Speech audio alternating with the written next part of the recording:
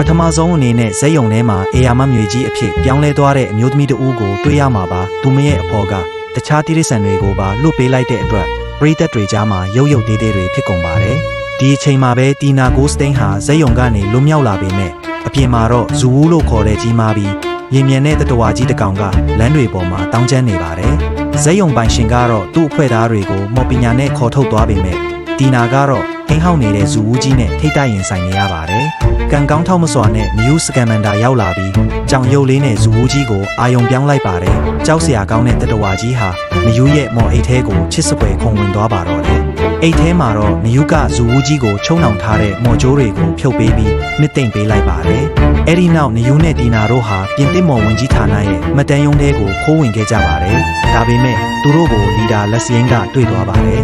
မတန်ထင်းသိမ့်သူကမော်ကြောင်ဆောင်ရှောက်တွေကိုလွတ်လိုက်တဲ့အခါမှာတော့အခြေအနေတွေကပိုဆိုးလာပါတယ်နောက်ဆုံးမှာတော့နယူးကဇူဝူးကြီးကိုစီးပြီးမော်ကြောင်တွေကိုရဲရဲဝံ့ဝံ့တိုက်ခိုက်ရင်းနဲ့ပဲဒီအခန်းလေးကပြီးဆုံးသွားခဲ့ပါတယ်